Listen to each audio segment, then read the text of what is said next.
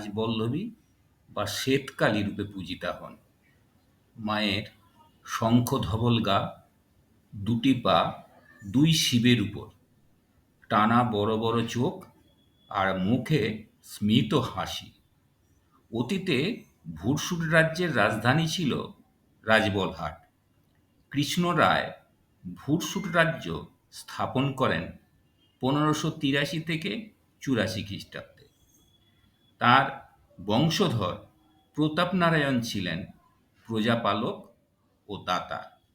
প্রতাপনারায়ণের পৌত্র নরনারায়ণের রাজত্বকালের শেষে বর্ধমান রাজ কীর্তিচন্দ্র এই রাজ্য দখল করে নেন। ভুরসুট রাজারা 500 বিঘা জমি দান করেছিলেন দেবী রাজবল্লভীর মন্দিরের সেবায়। রাজবলহাটের কালী মন্দির একটি ঐতিহাসিক ও দর্শনীয় স্থান। মন্দির 500 বছরের পুরানো। এখানে দেবী দুর্গা রাজবল্লভী নামে পূজিতা হন। মন্দিরের দরজা ভক্তদের জন্য খুলে দেওয়া হয় সকাল 7টায়। মায়ের পূজা শুরু সকাল 11টায়। ভোগ নিবেদন দুপুর 2টোয়। ভোগে ভাত, ডাল, বিভিন্ন সবজি আর মাছ দিয়ে ঘন্ট বা লাবড়া, শেষ পাতে পায়েস। কুপন মূল্য 30 টাকা। সকাল 8টা থেকে 10টা পর্যন্ত কুপন পাওয়া যায়। মাকে ভোগ নিবেদনের পর দুপুর 2টোয় প্রসাদ বিতরণ। গরিব দুঃখীদের বিনামূল্যে অন্নভোগ দান করা হয়ে থাকে। সন্ধ্যারতি শুরু হয় রাত্রি 7টায়। নিবেদন করা হয় লুচি, সন্দেশ আর ছানা। ঘুমের আগে মাকে নিবেদন করা হয় আলবোলায় তামা। রাত্রি 8টায় মন্দির বন্ধ হয়। মন্দিরের ভোগ খাবার লাইনে আলাপ হলো স্থানীয় বাসিন্দা বেরাবাবুর সাথে।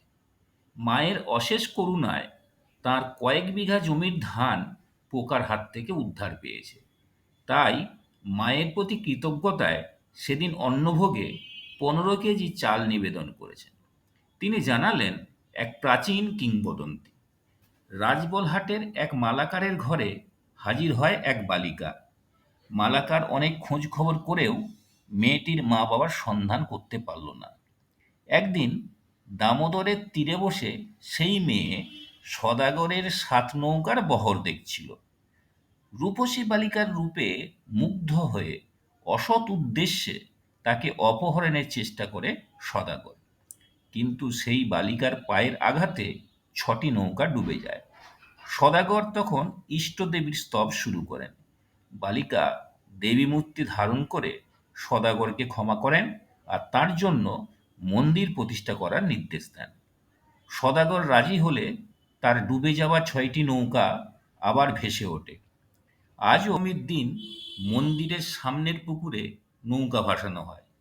মৃন্ময়ী মা ত্রিনয়নী, করাল দর্শন কালী নয়, মা লাবণ্যময়ী, স্থিরপ্রভা, ষোড়শী। মায়ের গায়ের রং সাদা, তাই তিনি শ্বেতকালী নামে পরিচিতা। অবশ্য তার মধ্যে দুর্গার শান্তরূপই বেশি চোখে পড়ে। দুর্গার পুষ্পাঞ্জলি মন্ত্রেই মাকে অঞ্জলি দেন ভক্তরা। মা উলঙ্গ নন। তার পরনে রাজবলহাটের বিখ্যাত তাঁতের শাড়ি, খড়গ নয় ছুরি, অন্য হাতে নরমুণ্ডের পরিবর্তে সিন্দুর পাত্র। বাম পা রেখেছেন বিরূপাক্ষের মাথায়, অন্য পা কাল ভৈরবের বুকে। মাথায় মুকুট আর দুচোখে সন্তানের জন্য প্রসন্নতা। প্রত্যেক 14 বছর অন্তর মৃন্ময়ী মূর্তিতে প্রাণ প্রতিষ্ঠা করা হয়। মন্দির প্রাঙ্গণে 4টি শিব মন্দির, সেখানে বিরাজ করেন সোমেশ্বর, ত্রম্বকেশ্বর, রাজরাজেশ্বর আর বাণেশ্বর মহাদেব। দেবোত্তর সম্পত্তি যারা বংশ পরম্পরায় ভোগ করে আসছেন, তারাই নহবত থেকে তামাক যোগান দেয়। সাধারণ ভক্তদের কাছ থেকে পাওয়া নগদ আর সোনার অলংকার ট্রাস্টের ভাণ্ডারে জমা হয়। হাওড়া থেকে ট্রেনে আসতে চাইলে তারকেশ্বর বা আরামবাগ লোকালে উঠে আপনাকে নামতে হবে হরিপাল স্টেশনে। এখান থেকে 10 নম্বর বাসে মায়ের মন্দির গেটে নামবেন। হরিপাল স্টেশন থেকে ট্রেকার পেয়ে যাবেন। দুটোরই ভাড়া 30 টাকা। কলকাতা থেকে বাসে আসতে চাইলে আরামবাগ বা চাঁপাডাঙ্গাগামী যে কোনো বাসে উঠে পড়ুন। নামতে হবে গজার মোড়ে। সেখান থেকে 10 নম্বর বাস। নিজস্ব গাড়িতে কলকাতা থেকে আসার জন্য প্রথমে ডানকুনি, সেখান থেকে ২৬ নম্বর রুট ধরে গজার মোড়, বাঁদিকে ঘুরে ১০ নম্বর রুট মায়ের মন্দির। মন্দির চত্বরে গাড়ি রাখার বন্দোবস্ত আছে। আরেকদিন আবার কথা হবে। নমস্কার।